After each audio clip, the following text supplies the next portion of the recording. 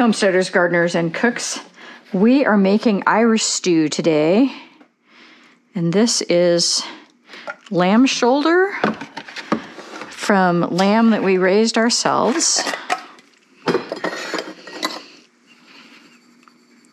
And I am actually combining multiple recipes right now.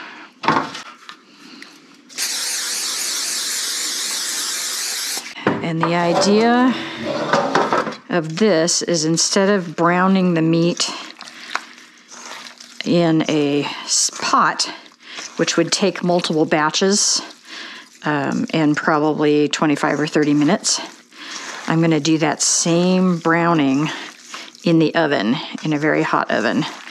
And I'm going to get a very similar effect, but it's going to be hands off, and I'm going to be able to do other things while this meat is browning. And so I'm excited to try this. I've never done this before with a stew, but it makes a lot of sense.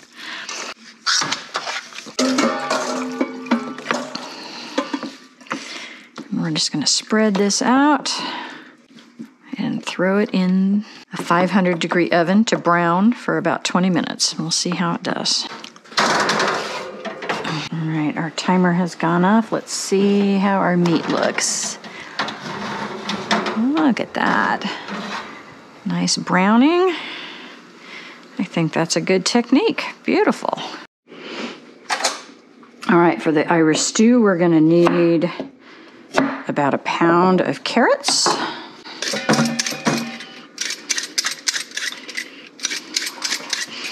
Carrots cooked in a stew are my favorite. I love the flavor of a long cooked carrot in a really good braising liquid. So yummy.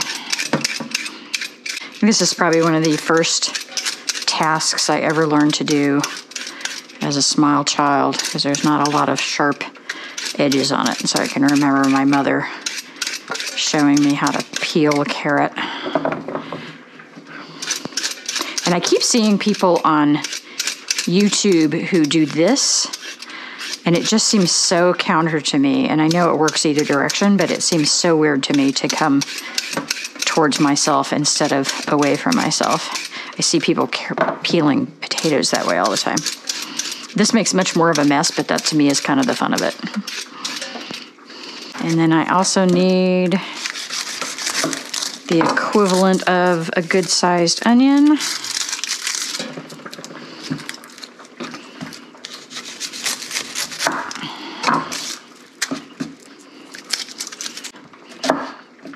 And because these are going to be long stewing, I really don't need to dice them. I'm just going to kind of chunk them up and call it good.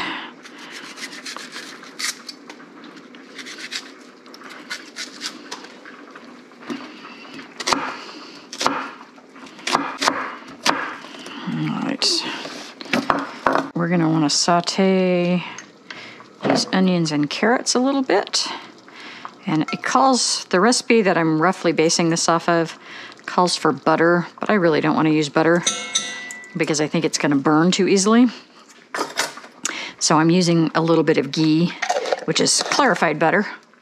So a nod to the flavor profile without having to worry too much about it burning.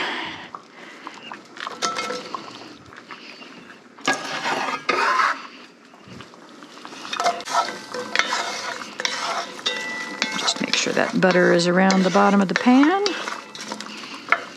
Chop these into some nice big bites.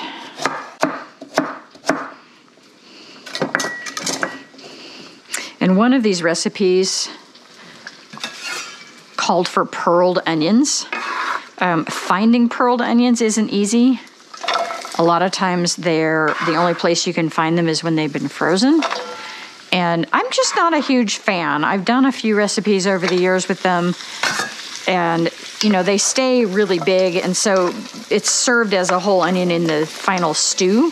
And I know they're not real big, but I just don't enjoy a big chunk of onion that way. I would rather have it broken down over time. So I'm just gonna use a regular onion in this particular case. All right, we're gonna saute this for a few minutes. Good pinch of salt.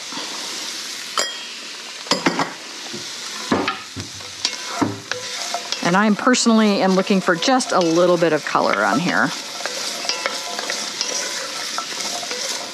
So we'll give that a minute or two and see where we end up. All right, I can tell by the sound of that things are getting going. Yeah, there we go. I wanted to see just a little bit of browning on that. A little bit of caramelization. All right, I'm gonna add just a tablespoon of all-purpose flour.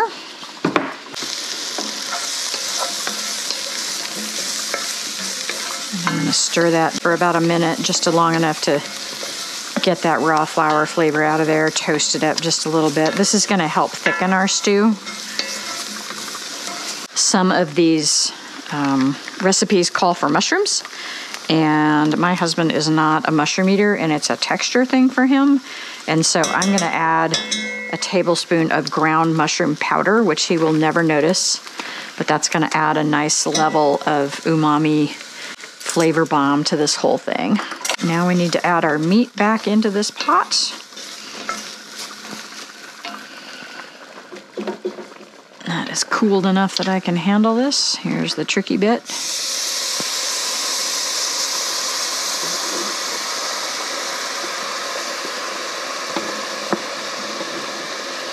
Yeah, that was a nice technique. I like that. These are nicely browned, but they're not burned. There's enough juice in there that it didn't even stick to the sheet pan, which is great, because that was my biggest hesitation, was thinking about trying to clean this sheet pan when it was done, but it's done well.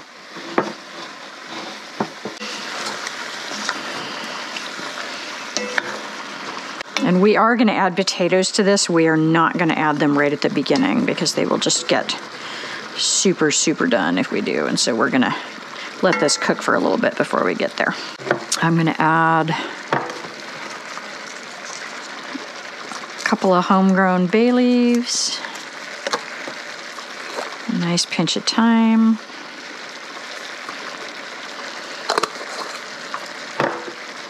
couple tablespoons of parsley.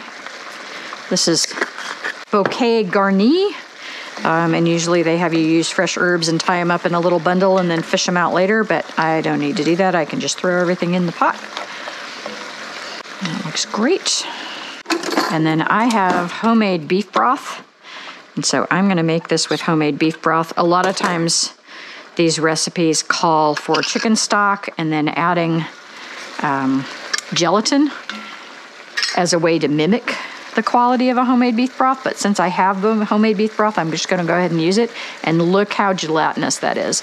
That is why you add gelatin if you're making it from store-bought ingredients, because you cannot get that from a store-bought stock. So amazing.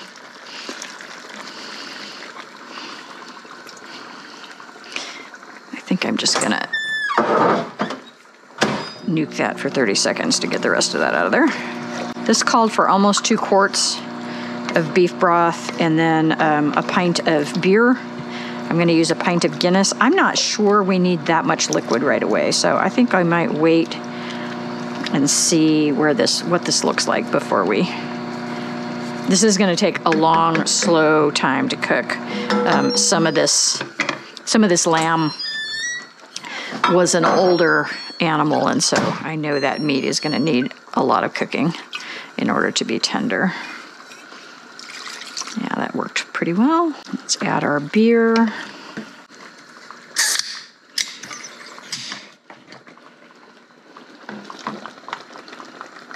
And this is right out of the fridge, so we're going to let all of this come back to a boil before we put it in the oven to braise.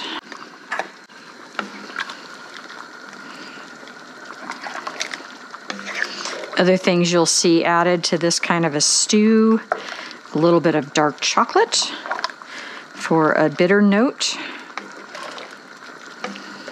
No tomato, which is interesting. A lot of stews have tomato for the umami, particularly tomato paste. I am going to add about a tablespoon of Worcestershire. That seems like a good addition. All right, we're going to let this get up to boil, and then we'll come back and throw it in the oven. All right, our stew is up to a full boil. I'm going to put this in a 350-degree oven for an hour and a half. I might stir it once during that time, and then we'll check it and see how it looks.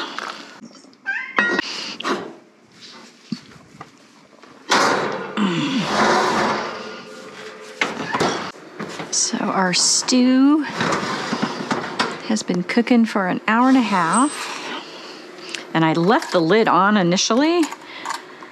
I'm going to add 4 cups of small potatoes, and this is a mix of potatoes from my garden this year, a whole bunch of different kinds, and I try to eat the small ones first, and so this is what just went in there. I just had a piece of meat, and it was surprisingly tender. I was expecting it to be more chewy, given that I have a couple of ages of sheep there, and I don't remember which was which, but the bite I had was really tender. So I'm going to take the lid off and cook that for another hour, and hopefully those potatoes will be nice and done by then, and we'll have dinner. It's looking good so far. All right, so I've pulled this out of the oven. Total cook time was about 3 hours. Those potatoes are nice and tender. And what we're gonna do, because it's fairly late, we're just gonna cool this, let the fat congeal. We'll scrape that off and have this for dinner tomorrow night with some fresh peas added to it. Here is our stew after sitting overnight. And I am just gonna scrape off some, but not all, of this fat that's on here.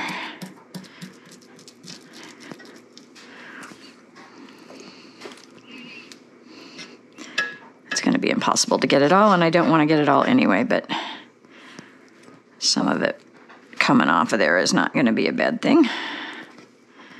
The recipe that I was roughly following from Brian Lagerstrom, he did a stick of butter with the flour to make a roux, to thicken all of that up.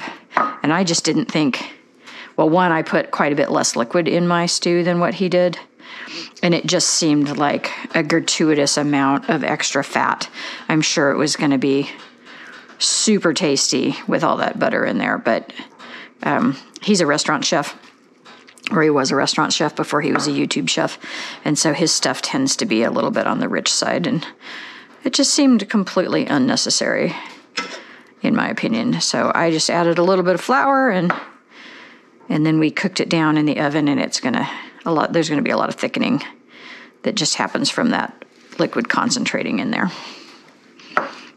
And lamb fat, not as tasty. It tends to be a little more strong than a beef fat, or certainly than a chicken fat.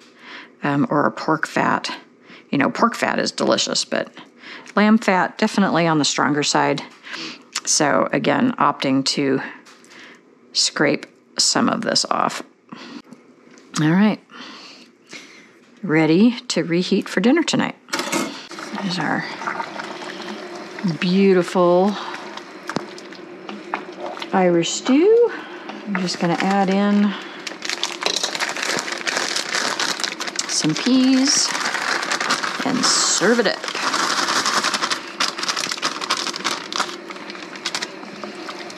Normally I would use my own peas, but I have a terrible time growing peas. I've kind of given up. Where's that second bay leaf?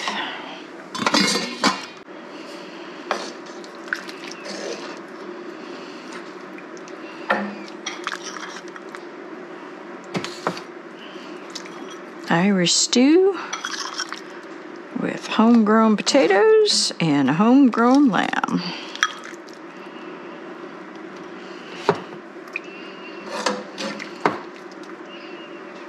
Doesn't get much better on a very cold day. I don't think we got over freezing today, so kind of a miserable day outside. And this is a very flat loaf of whole grain emmer wheat. I've been experimenting with a no-knead bread recipe in this particular grain, and it needs to be, I'm doing it by weight and just kind of playing around with it. It clearly needs to be a little bit less wet, so it ended up more looking like a ciabatta, but it's got some nice grain for a whole grain bread. The actual texture came out quite good, and it'll make a very nice side. Bob's your uncle. There's dinner. Nothing like soups and stews this time of year to stick to your ribs. So give this recipe a try, and you can play around with it and add. You could easily do this with beef. I think often this is traditionally done with beef, and lots of good. You could use rutabagas. You could use turnips.